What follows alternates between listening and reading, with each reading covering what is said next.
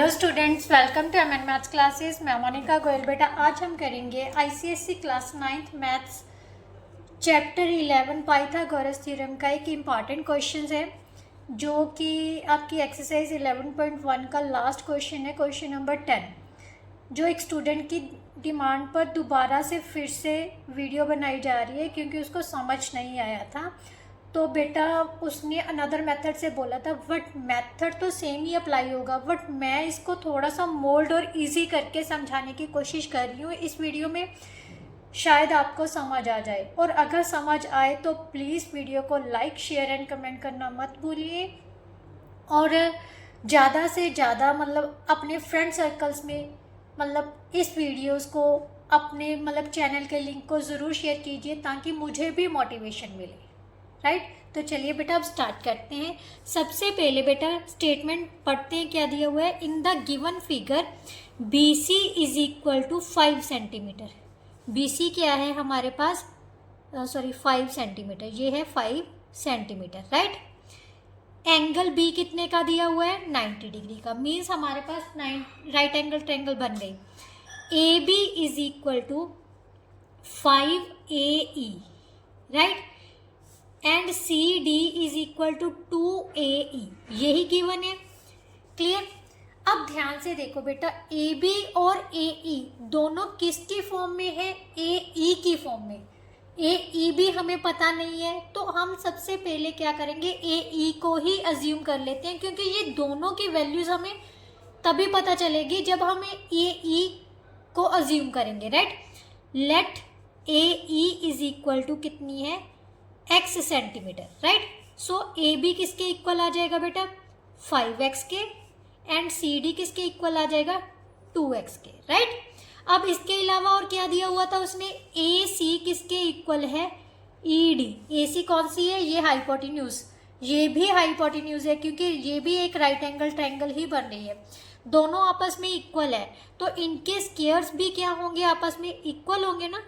Right इसको number 1 डाल लेते हैं क्योंकि इसको हम यूज करेंगे।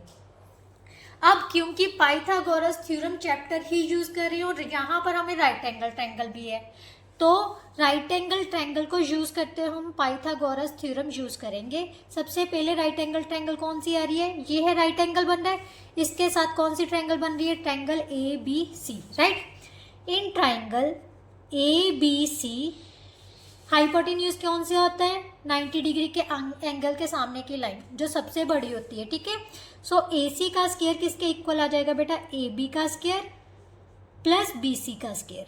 राइट अब AB की वैल्यू हमारे पास कितनी थी, 5x, सो यहाँ पर हम 5x लिख देते हैं। ठीक है 5x का स्क्वायर, BC कितना है हमारे पास 5, सो 5 का स्क्वायर।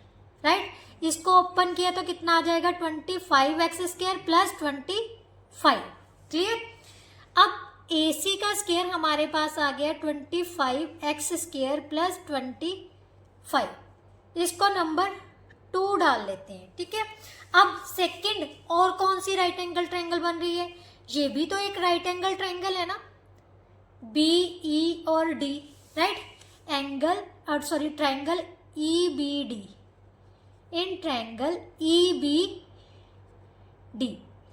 क्या आ जाएगा, ED का स्क्वायर किसके इक्वल आ जाएगा बेटा, EB का स्क्वायर प्लस BD का स्क्वायर।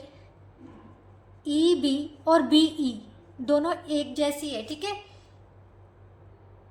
EB का स्क्वायर प्लस BD का स्क्वायर।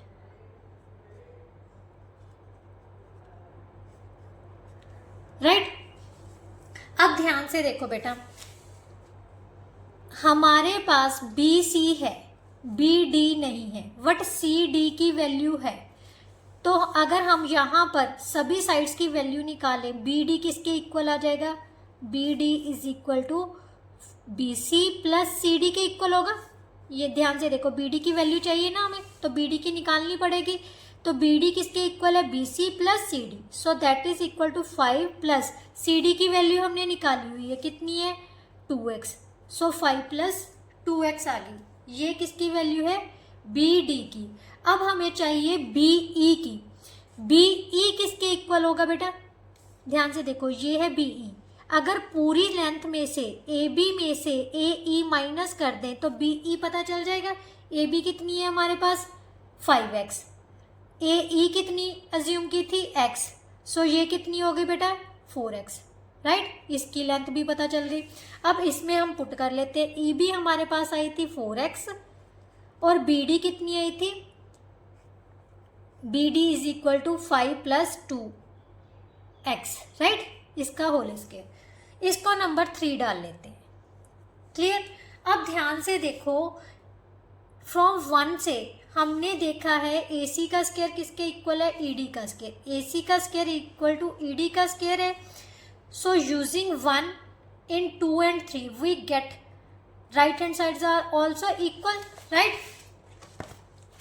यहाँ पर हम लिखेंगे क्योंकि फ्रॉम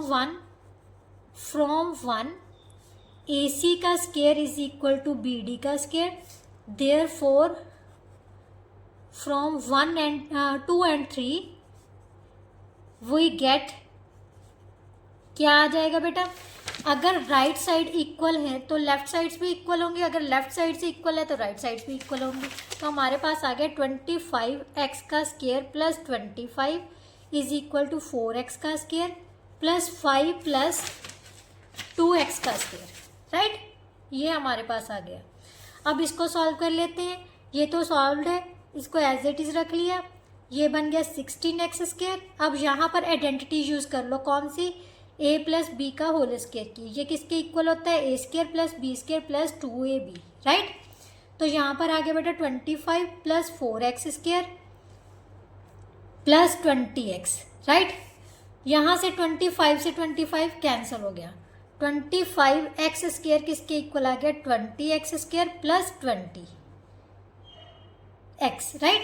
इसको सॉल्व किया तो हमारे पास कितना आ जाएगा, 25x square minus 20x square minus 20x is equal to 0। 5x square minus 20x किसके इक्वल आ गया, 0 के।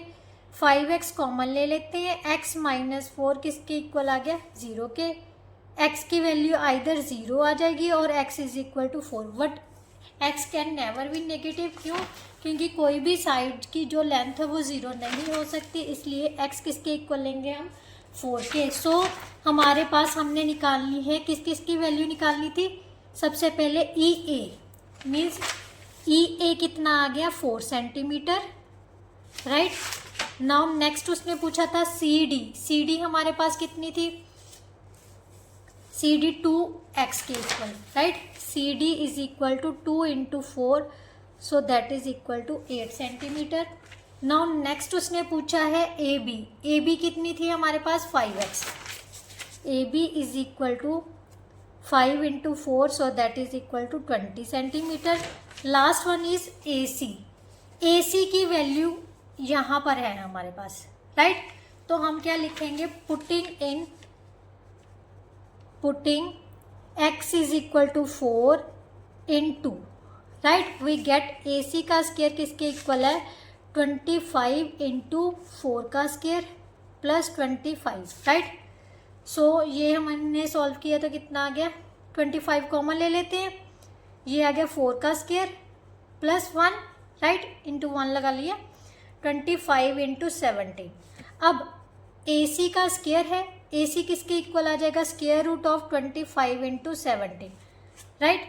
25 को क्या लिख सकते हैं, 5 × 5 × 17, 17 के फैक्टर नहीं बनेंगे, so 5√17 centimetre, that is the answer of A C. I hope so अब आपको समझ आ गई होगी। फिर भी कोई ऐसा स्टेप है बेटा, फिर भी नहीं समझ आया तो कमेंट बॉक्स में ये भी कमेंट करना, मैम ये स्टेप नहीं समझ आया, तो मैं कमेंट बॉक्स में वो क्वेश्चन फिर से दोबारा समझाऊंगी, ठीक है। चलिए अब हम बता देना कौन सा नेक्स्ट चैप्टर स्टार्ट करना है, तो वही मैं स्टार्ट करवाऊंगी। तब तक के लिए good bye, thank you so much.